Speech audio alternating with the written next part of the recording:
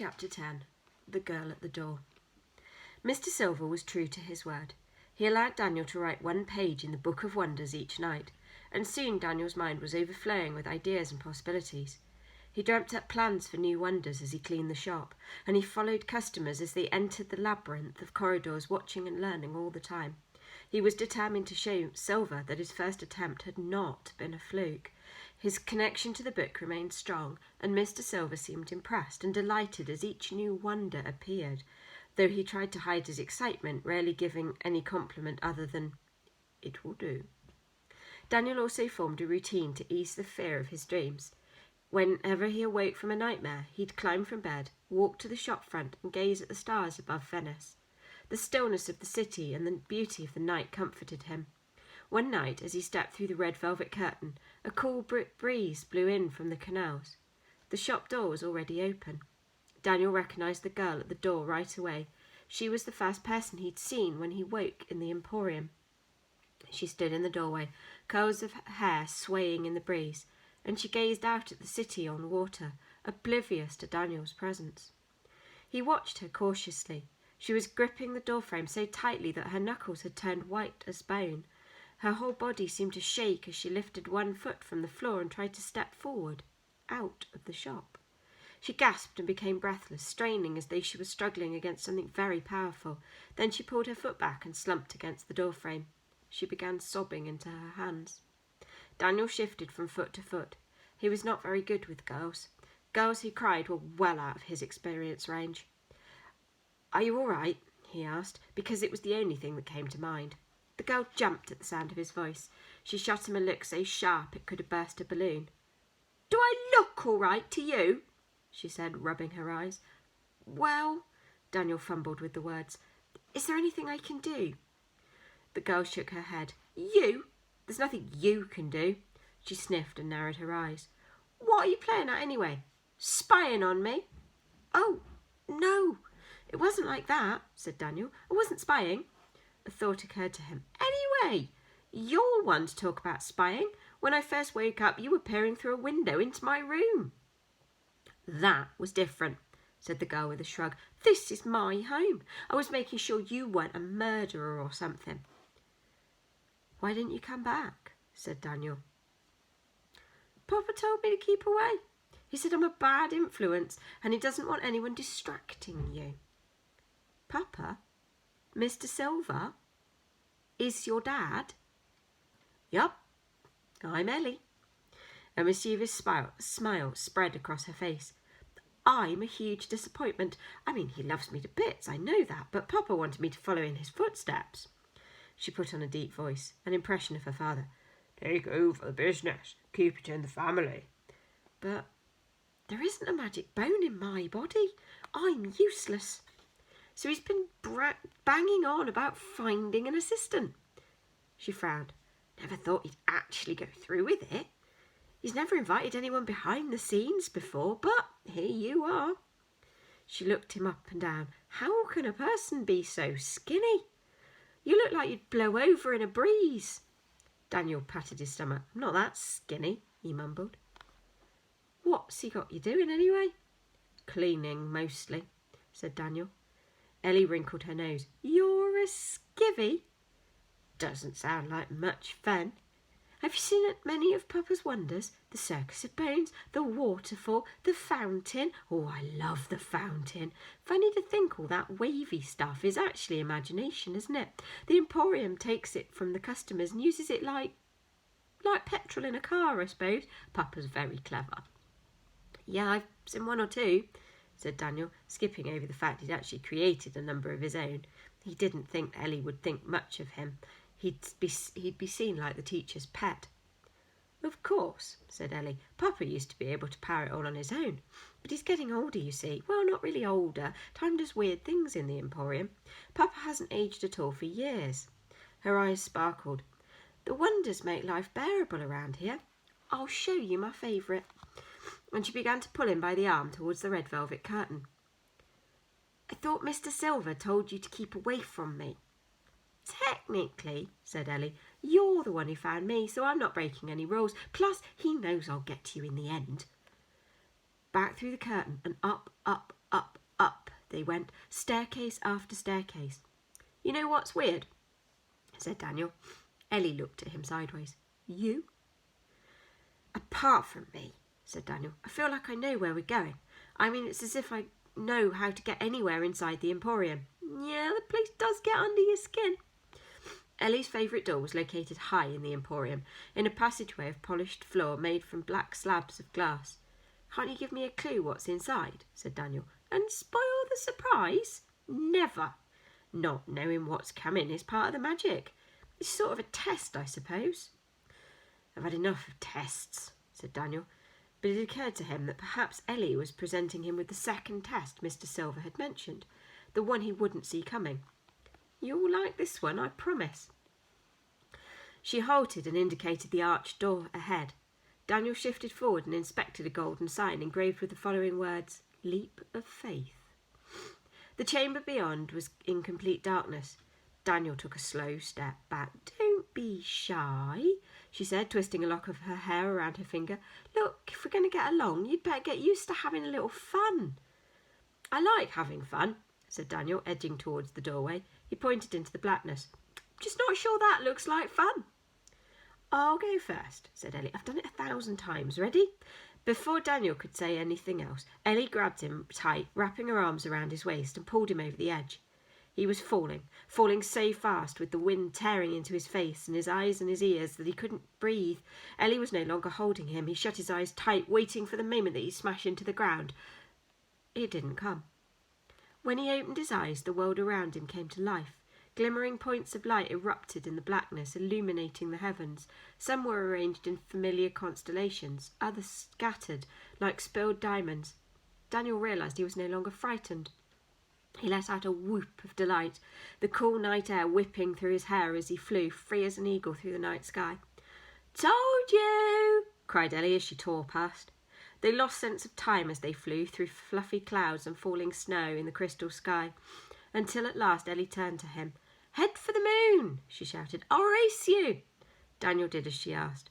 The stars began to disappear. The moon shifted and warped, becoming the familiar arch of a doorway.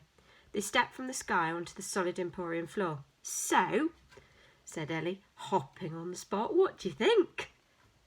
Daniel smiled at her enthusiasm. "It's magic," he said. "Of course it's magic. Magic is what Papa does best." Daniel glanced back at the Leap of Faith doorway as she led him away. "How can one person do all of this?" "Mr. Silver, there are hundreds of doorways, thousands even. How does he have time to do it all?" Ellie smirked. "Like I said, time does funny things. Papa's been around a while." "You mean he's old? Older than he looks?" "Much older. He's very, very old." A staircase rumbled and shifted as they climbed it. "Another thing," said Daniel, "when the shop is open, you can't turn a corner without bumping into a fire breather or a juggler or something. Where are they now? Where do they go when we're shut?" "Come on," said Ellie. "I'll show you." 5 minutes later, they were at another door with a sign that read, "Staff Only." Through they went, stepping into a revolving glass door, which deposited them in a grand open room with pillars of black marble and a sweeping staircase. The black carpet was deep and soft. At the far end of the room, between golden elevators, was a service desk. Daniel had never stayed in a hotel, but he'd seen them in movies and magazines, and this place seemed to be at least as posh as the places Hollywood stars liked to stay. "This is the Nowhere Hotel," said Ellie. "Every member of staff has a room here." "It's not bad, is it?" said Daniel. "So how come I've never seen any of them coming or going from the shop? Don't they go outside?" Ellie brushed her curls from her eyes, a gesture identical to her father's. "Hasn't Papa told you anything? The performers can't leave. They can't go past the red curtain. It's like a border where the real world begins. They don't exist out there. To them, the Emporium is the world." "But where did they come from?" asked Daniel, and then he raised a finger as the answer came to him. "Mr. Silver wrote them all into his book, didn't he? They've popped out of the pages just like his wonders." He trailed off when he saw Ellie's eyes growing wide. "You know about Papa's book?" Yeah. He showed it to me." He must really like you. He never told me about the book till I was 9. And since I'm no good at writing in it, I'm not allowed to touch it. He thinks I'll lose it or something." Daniel decided to change the subject. "So where do you stay?" he asked. "Here." "Ah, you've got a room in the hotel." "Used to live in Papa's private rooms with him, but, well, we don't always get along. He's a good man. I love him. Really, I do. But he's just so obsessed with the Emporium. I like it here in the hotel. It's my own space." "Is it just you and your dad?" said Daniel. "Yep." "Where's your mum?" "Who knows?" said Ellie. "Papa says I was about a week old when she left me on the doorstep of the Emporium. She never came back. Not once." Daniel shook his head. "You don't know much about her?" "Not really. I mean, I've asked, obviously. Papa says I look like her, but I don't know why she left me here or why she didn't want me, and I've sort of given up asking because Papa doesn't like to talk about it, and I don't like making him sad. I still think he loves her, even after all this time." She was silent for a moment, staring straight ahead. Then she blinked and said, "What about you? Where are your parents?" "I'm an orphan," said Daniel. "Dad was a fisherman, died at sea when I was 4. Mum never got over that. We moved to Glasgow and she died 2 years later. Can't really remember much about them now. You know, real stuff, like how their voices sounded or what their clothes smelled like. It's like waking up and trying to remember a dream. It's there, but only for a second, and then it's gone again." Ellie gave him a sad smile. "This is a really nice place," he said, pointing around the lobby. "But it must be strange for the staff knowing there's a whole world outside the Emporium and never being able to see it. It'd drive me mad." The colour drained from Ellie's face. "You don't miss what you've never had. That's what Papa says." Something had changed in her voice. "But can you imagine," said Daniel, "not being able to visit all the amazing places the Nowhere Emporium visits? We're lucky. We can see New York, Cairo, Paris, watch kings and queens and governments come and go. We get to see everything, Ellie, the whole of history." For a moment, Daniel thought she was going to reach over and slap him. But she closed her eyes, bit her lip and said, "I don't feel very well. I need some air." She got up and rushed off across the lobby to the revolving door. Confused and hurt, Daniel watched her for a moment, unsure what he'd done or what he should do. Eventually, he went after her. Through the revolving door, which spat him back out into the dark, sparkling corridors of the Emporium, right into the path of something that hit him like a train. Daniel slammed into the hard floor with a slap. He stared up at the concerned face of a huge bald man with a thick neck, and then up further still into the eyes of an enormously tall woman with dark brown skin who wore an amused look, and a live snake, around her neck. "Don't just stand there, Caleb. Help the boy up." The man offered an enormous hand, which swallowed Daniel's hand and pulled him to his feet. "Sorry," said Daniel. "Should have been watching where I was going." "What's the big rush?" asked Caleb. The huge bald man was wearing black baggy trousers and a black waistcoat with gold piping, unbuttoned to reveal a beer belly and a chest covered in black hair. In his hands, which were the size of frying pans, he held a scruffy, dusty old teddy bear with no eyes. "I know you," said Daniel. "You're the fire breather, aren't you? The one who turns flames into animals." "Caleb, at your service," said the man. He jerked a fat thumb towards the impossibly tall woman. "This is Anya." Anya nodded. Caleb held out the stuffed bear. "And this is Mr. Bobo." Daniel stared at it. Caleb raised his eyes expectantly. Hello, Mr. Bobo?" Caleb smiled. He said, "I found him many years ago lying on the floor of one of the corridors. A child from the real world must have dropped him." He cradled the bear in his arms like a baby, proud and delighted that he owned something from the world beyond the Emporium. "Caleb likes to collect things that the customers leave behind," said Anya. "He's built up a small collection of curiosities over the years." Caleb rummaged in his pockets. He thrust his hand towards Daniel and opened it. In his palm lay a half-sucked lemon sherbet covered in grey fuzz. "I picked it up a month or 2 back. Would you like it? Might remind you of home." "I'm fine," said Daniel, trying not to sound too disgusted, "but thanks." "We know all about you, you know," said Anya. "Lucien Silver has an apprentice. It's the talk of the place. If you ask me, it's about time he got himself some help. How are you settling in?" "Fine, I think," said Daniel. He craned his neck around to stare down the passage. Has Ellie passed this way?" Anya's brow wrinkled. "We haven't seen her." "Is something the matter?" Daniel explained how Ellie had stormed off. Caleb jutted out his bottom lip and nodded. "Ah, that would explain it." "What? Explain what?" "My guess," said Anya, patting her tightly curled hair back into place, "is that Ellie became angry because you were talking about how you were free to discover the world outside the Emporium walls." Daniel's mouth pursed. "But why would that make her mad?"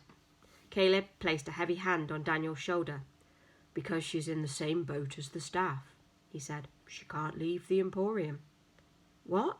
How come?" "We don't know the ins and outs of it," said Anya. "It's private business after all. Ellie doesn't like to talk about it. But she's a lonely girl, you know, Daniel. You must be the first person from outside the Emporium to talk to Ellie in, well, goodness knows how long." "Really?